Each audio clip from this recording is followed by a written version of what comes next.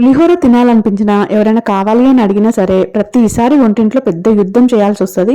అసలు అలాంటి అవసరమే లేకుండా ఒక్కసారి ఈ పేస్ట్ కనుక తయారు చేసి పెట్టుకున్నాం అనుకోండి, అడిగిన వెంటనే తక్కువని 1 నిమిషంలో పులిహోర తయారు చేసి ఇవ్వచ్చు. మంచి రుచితోటి ఈ పులిహోర పేస్ట్ ఎలా ప్రిపేర్ చేయాలో చూద్దామా? Hi friends, welcome to Sangeetha kitchen and vlogs. అందరు ఎలా ఉన్నారండి? ఇక్కడ వచ్చేసి పులిహోర పేస్ట్ కోసం చింతపండు చూసారు కదా, ఇంత క్వాంటిటీ తీసుకోవాలి. తీసుకొని దీన్ని నానబెట్టి పక్కన పెట్టుకోవాలి. తర్వాత స్టవ్ పై కడాయి పెట్టుకొని కడాయిలోకి ఒక చిన్న కప్పు వరకు ఆయిల్ వేసుకోవాలి. ఆయిల్ ఎక్కువగానే వేసుకోవాలి ఇందులో. అలాగే పల్లీలు, శనగపప్పు, మినపప్పు ఈ మూడింటిని వేసి కొంచెం ఫ్రై అవ్వనివ్వాలి. ఇవి కొద్దిగా ఫ్రై అయిన తర్వాత జీలకర్ర, ఆవాలు కూడా వేసుకోవాలి.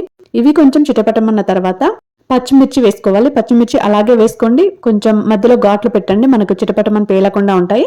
అలాగే ఎండుమిర్చి, ఇవి తొడిమెలతో సహా అలాగే వేసేసాను నేను, మీకు వద్దు అని కూడా తీసేయండి.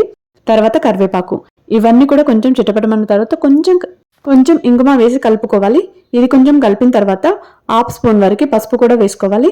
పసుపు వేసి మొత్తం కలిసేలాగా కలుపుకోవాలి. ఇక్కడ వరకు వీడియో చూసినట్లయితే ఒక లైక్ చేయండి. మీరిచ్చే లైక్ వల్ల ఈ వీడియో ఇంకా 10 మందికి సజెస్ట్ చేయబడుతుంది, వాళ్ళకు కూడా ఉపయోగపడుతుంది, నాకు యూజ్ అవుతుంది. అలాగే ఈ వీడియో పైన ఒపీనియన్ కూడా కామెంట్ చేయండి.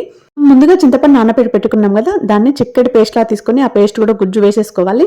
ఇలా వేసిన తర్వాత మనం తీసుకున్న చింతపండుకు సరిపడా ఉప్పు వేసుకోవాలి. ఇక్కడ 3-4 స్పూన్ల వరకు ఉప్పు వేసుకున్నాను, రాక్ సాల్ట్. మీరు ఒకసారి టేస్ట్ చెక్ చేసుకోండి, పులుపు బాగా అనిపిస్తే ఇంకొంచెం ఉప్పు వేసుకోండి. మనం అన్నంలో కలిపినప్పుడు సరిపడా ఉప్పు ఉండేలా చూసుకోవాలన్నమాట. పులిహోరని ఐ ఫ్లేమ్ లో పెట్టి మొత్తం ఇలా దగ్గర పడేంత వరకు చిక్కటి గుజ్జులా అవ్వాలి. ఇలా అయ్యేంత వరకు ఉడికించుకోవాలి.